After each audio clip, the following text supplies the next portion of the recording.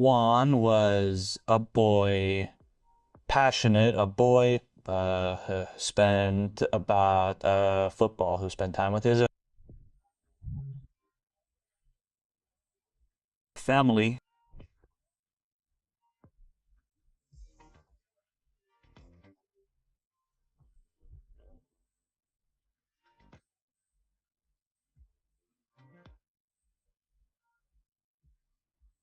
My first memory is when my parents took me to the San Ramon Huracan Youth Rovea de Youth Football Club. I wasn't even a boy then. I was 3 years old when I started, and I couldn't even grab the ball, let alone kick it. I just ran around the middle of the pitch in the sand. But over the years, I improved. My grandfather was very important to me, almost like a second father. My mother and father couldn't always take me to training, but my grandfather always did. When I left the country, people looked at me like I was crazy just because I was Uruguayan. The way others, when they came to Europe, have shown that it is what it is to be Uruguayan, to try to get to grips with it, to show that we are all the same, that we live in this football style, and it is something that obviously does not identify coaches that influence.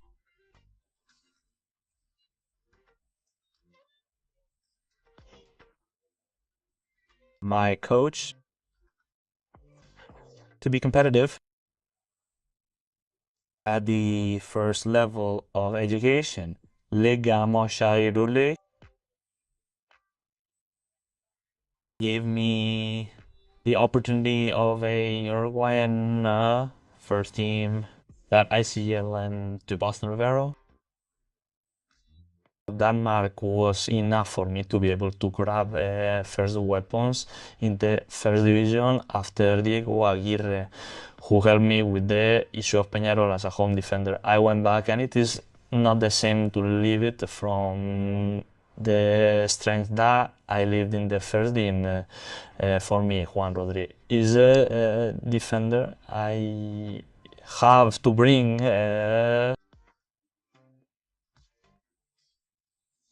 Leading it to the group so that the best possible player can rise with commitment. Obviously, nothing after the technician, but nothing first. Bring the commitment with the group before I saw a lot. Now he retired, and I really like Jimenez. I like how he goes to Mark when he goes to another Bondo Luista for no count. And obviously, this adapting to football is lived in a different way because it is another form of direct tumber. South America, that nothing, and in Uruguay. Football is very fast. I am with the ball on the feet, trying to find a very technical, tactical space. In Uruguay, obviously, it's difficult to do so, but it's more stable, more post football, and nothing. The speed of the ball already tells you that something is different or not. The first thing that came to me was that they made me feel comfortable, and I also noticed that many Uruguayans were there, as you said, and they were trying to help you so that you could give them what they gave them and feel so identified with them. Clearly, I've talked to Diego Lopez. He gave me a welcome, so try to be calm and don't try to learn anything. Obviously, when get to the moment that I try to use it to the maximum, because it doesn't always have opportunities, but more than anything, to use it, learn, and use it for what comes my career. I know it to the selection that I had to be in this role, and to the truth, the terrible I didn't call it available. Then in reality that it would be available to me. I welcome you. He told me that it was a clean equipment. When they told me Kalios they had made me feel very good like a guy. It made me feel good to try, obviously the truth. When they told me I wouldn't want to think about knowing Uruguay, it made me feel very happy que Romy in Uruguay. It made me feel very happy to come to my family, mostly my friends also. Was my first to Europe. I had never been there, and nothing happy and happy for everything that has come so far. Well, I see a very quiet city too. There's a or people will obviously when someone passes by, I see you greeting you or late for someone. They are doing things and nothing. Obviously, it fills one up and encourages one to continue improving the day. Hearing that I would make my debut with Napoli instilled a profound sense of pride. It was the culmination of years of dedicated work, a journey marked by countless hours spent honing my skills. Looking back, I think of all the hard work I poured in as a child, driven by the unwavering support of my family. Without them, my achievements wouldn't have been possible.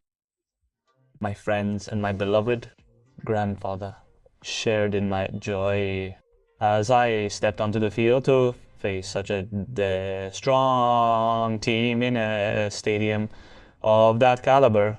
I'd watch from the sidelines, captivated by the passionate support of the fans, anticipating the chance to participate in the excitement. And thankfully, that opportunity arrived, culminating in a victory, a truly unforgettable moment. To see us succeed, to know we're on the path to achieving something special is incredibly rewarding. It is a testament to the hard work and unwavering dedication of all. We are doing things well. It's about working the best possible way for these moments to come, but when they come, it's about holding onto them and not missing the opportunity. Obviously, it's hard to be away from the family. And, well, it's about working the best possible way for them to also feel proud.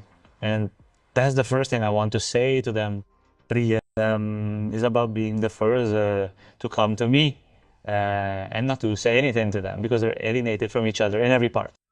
It's listed. I think it's a great effort to be a companion, and it's very important for us to have their mere support and nothing to say to them that makes them feel like they're not letting go of us, trying to defend them from the pit and deal with the best possible way for everyone to be very happy